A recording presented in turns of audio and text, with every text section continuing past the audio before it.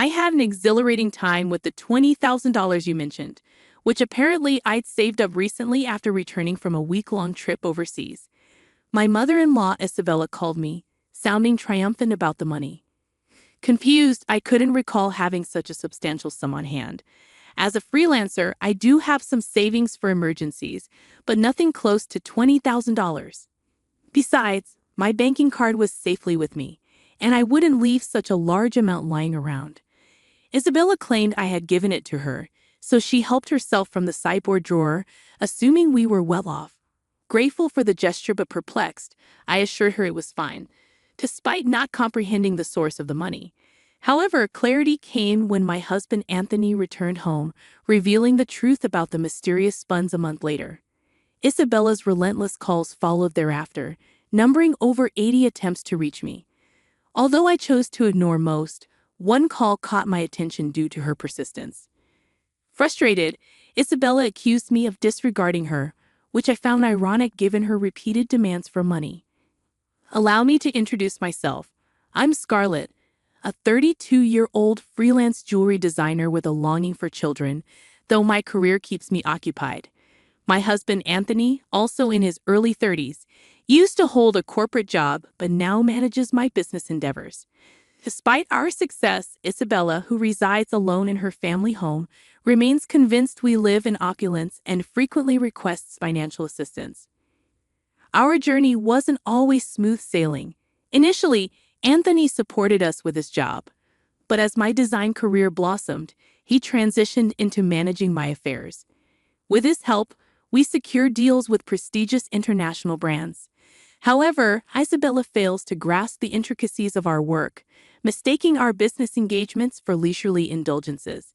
She yearns for a lifestyle akin to ours, oblivious to the sacrifices and obligations it entails. Isabella's requests for extravagant parties or luxurious outings mirror her misunderstanding of our reality. While I could afford to fulfill her wishes, I'm bound by numerous commitments and expenses. Despite our apparent glamour, every event and outing serves a professional purpose, not merely a display of wealth. Unfortunately, Isabella's inability to comprehend this continues to strain our relationship. Despite my persistent refusals, Isabella's relentless requests often find a weak spot in Anthony, her son, who occasionally succumbs to her demands for money. If giving her a little money keeps her quiet, then it's a small price to pay, he rationalizes. For Anthony, it's more convenient to placate her with cash than to endure her disruptions to our work. However, rather than quelling her desires, each concession only fuels Isabella's escalating demands, leaving both Anthony and me exasperated. Recently, she insisted on a new dress for an upcoming gathering she'd been invited to. Wouldn't a two-piece suit suffice? Anthony proposed, attempting to reason with her, recalling past instances where she insisted on expensive attire. But Isabella remained adamant, insisting on nothing short of luxury for the event. Everyone will be dressed to the nines. I can't afford to look shabby, she argued, dismissing the notion of thriftiness. As if that weren't enough, Isabella also demanded a matching bag, further adding to our frustrations. Anthony, seeking a solution to her incessant demands, had previously arranged a credit card in Isabella's name, specifically for her expenses. Initially, she abused the privilege, overspending recklessly until Anthony intervened, imposing restrictions and urging her to seek approval before major purchases. Despite his efforts, Isabella's impulsive spending persisted, leading to exorbitant bills that Anthony was left to settle. Though the card bore her name, it was Anthony who bore the financial burden. Isabella's misconception that the card equated to unlimited funds exasperated Anthony, prompting him to impose spending limits. A credit card isn't a bottomless pit of money, he reminded her, exasperated by her disregard for financial responsibility. Caught in the midst of her whims, Isabella's frustration was palpable when her spending privileges were curtailed. "What the heck? I couldn't pay for my shopping the other day," she exclaimed, failing to grasp the consequences of her unchecked expenditures. Isabella stormed in, berating us for the struggle with payments due to her overspending. "We've lowered your monthly limit. It's still sufficient, right? Anthony attempted to reason, but Isabella remained unconvinced. Just because you say so, you two are still dressing up and going to fancy places. How is what I'm doing any different? She retorted bitterly, failing to discern the disparity between our professional engagements and her extravagant desires. Despite imposing restrictions on her credit card, Isabella's discontent persisted, occasionally venting her grievances to Anthony during her visits. Yet, for a while, life carried on without significant hitches.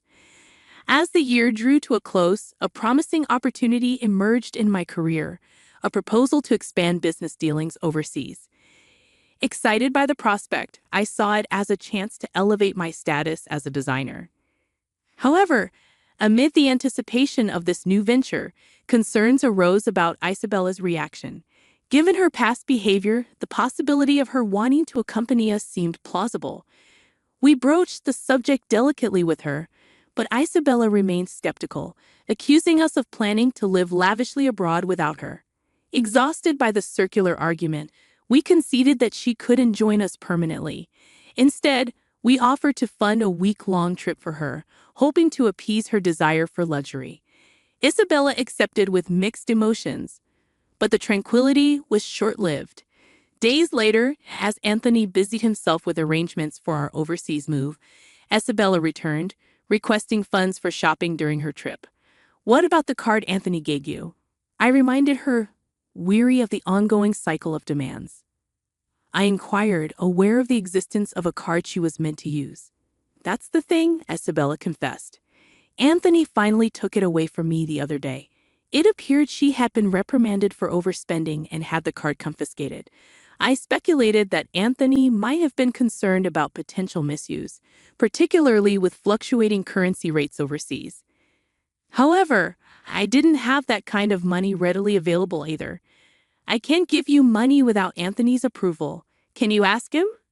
I suggested. Isabella dismissed the idea, insisting it was futile.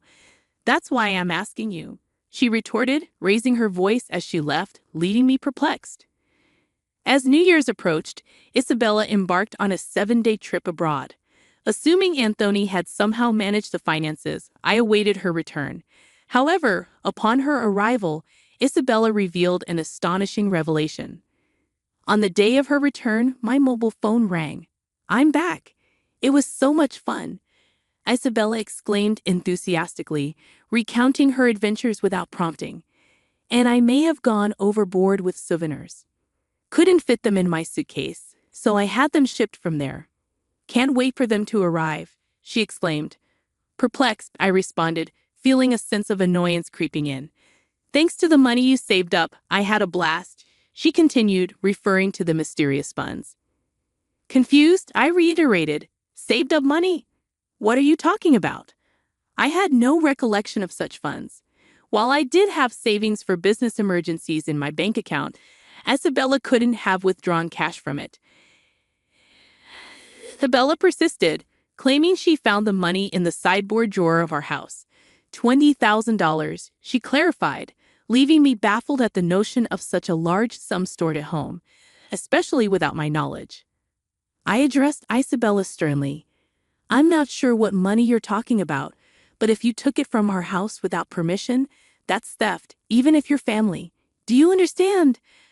Her response was unsettlingly nonchalant. "That's why I'm telling you now that I used it," she replied, unabashedly, justifying her actions with a post-factum report. Frowning, I emphasized the severity of the situation. "I have no idea about this money, but if you took it and used it without saying anything, it's a crime. And if it was something Anthony had set aside for an important deal, it's even more serious." Recalling the absence of any disruptions in our business dealings or payments during Isabella's trip, I couldn't fathom the motive behind her actions. Isabella's entitled reasoning only exacerbated the situation. "You two live so extravagantly, so why can't I have a little of that? Think of it as doing a favor for your parent. It's not a big deal, right?" she asserted, oblivious to the gravity of her actions. I sighed, deeply troubled by her lack of remorse.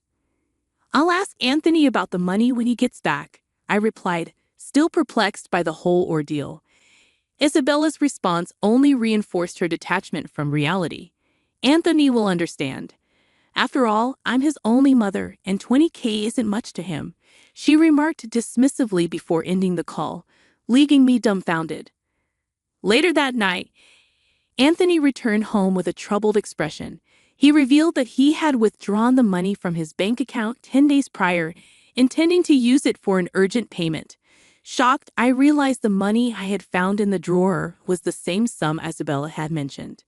"It can't be that you," Anthony began, his suspicions evident. But before he could finish, my heart sank as I recalled Isabella's call earlier that day. "No, today Isabella called, saying thanks for the 20K. Had a blast," I confessed, dreading the repercussions of her actions. I struggled to comprehend what my mother-in-law had done. So it was Anthony's money after all, but what was such a large amount meant for? "Hey, if it wasn't for a business payment, we've been doing bank transfers for a long time, right? Why cash all of a sudden?" I questioned, still puzzled by the situation. Realizing it was Anthony's money but still lacking clarity, I turned to him for answers. "So, Mom took it without saying. Then it's her fault," I suggested, seeking confirmation. Anthony began to explain the circumstances behind the large sum left at home. After limiting Isabella's credit card amount due to her secretive borrowing, which included consumer finance and credit cards she had opened behind our backs, Anthony decided to repay her debts discreetly. Although if I gave her cash, she'd spend it herself, so I planned to pay the institutions directly, Anthony elaborated. Concerned about maintaining trust with our business partners and for bookkeeping purposes, he opted for cash payments to avoid leaving a trail in our bank accounts. Supporting Isabella's overseas trip was akin to a parting gift, as we wouldn't be able to provide for her as before after relocating abroad. Understanding the situation, I realized the purpose behind the large sum of money. But what would become of Isabella now? Debt collection notices and payment demands will probably start coming soon, but since she spent it herself, there's nothing we can do, Anthony stated matter-of-factly. As we prepared for the move, Isabella's incessant calls to my mobile phone persisted. Despite Anthony's advice to ignore her, the frequency of the calls made it impossible to disregard. When I counted, there were as many as 80 missed calls from Isabella, almost every day. It was enough to raise concern. Just as I pondered over it, my phone rang again. Hesitant, I missed the call, but it didn't take long for it to ring once more, prompting me to answer. "Why aren't you answering my calls? I've called so many times." Isabella's voice quivered, sounding almost on the brink of tears. "I'm sorry, I've been busy with moving preparations." "What's wrong?" I attempted to soothe her, urging her to share her troubles. "It's not just what's wrong. They're asking for money, payments almost every day. It's too much," Isabella lamented. Concerned, I inquired if she had contacted Anthony. "He seems to be blocking my calls. I can't get through to him at all. Scarlett, you're my only hope now. Please help me," she pleaded, catching me off guard. I was taken aback by the realization that Anthony had taken such drastic measures with his own mother. If he had used the money he had prepared to pay off Isabella's debts, this situation wouldn't have arisen. Now, Isabella seemed inundated with collection letters from finance companies and consumer lenders, with relentless collection calls leaving her feeling helpless. It was a scene I had never witnessed before, something I had only seen in dramas. I'll mention it to Anthony, but I can't guarantee what he'll do. A mother in trouble, it's a son's duty to help, right? Please ask him for me, okay? With that, the call ended. However, the reality was harsh. We needed funds for our business expansion overseas, and we couldn't afford to help Isabella. Moreover, it was her own fault for misusing the money Anthony had set aside to settle her debts. When I informed Anthony about the call upon his return home, exhausted, he dismissed it coldly, showing no inclination to assist his mother.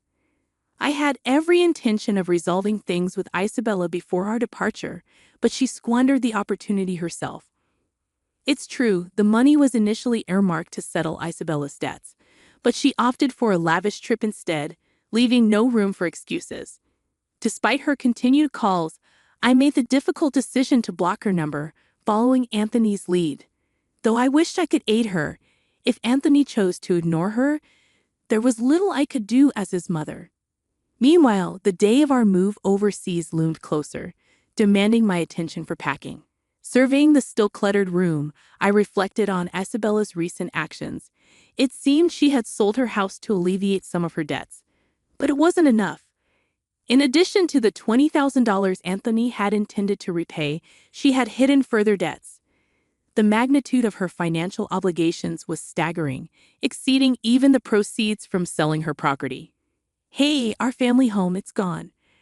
Are you okay with that?" I asked Anthony, noticing a tinge of sadness in his demeanor. Losing the house where one grew up must have felt like a profound loss.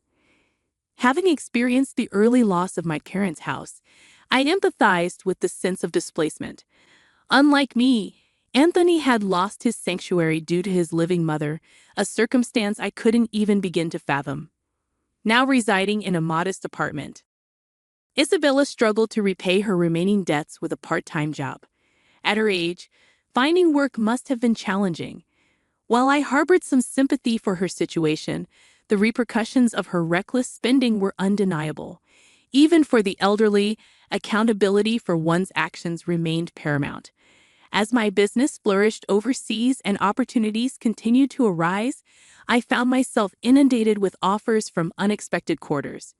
Grateful for the newfound success, I juggled a hectic schedule, leaving little time for rest or exploration. Anthony, too, was occupied with various responsibilities. In the midst of it all, the prospect of starting a family still felt like a distant dream, a thought that lingered as I gazed out at the foreign cityscape beyond the window.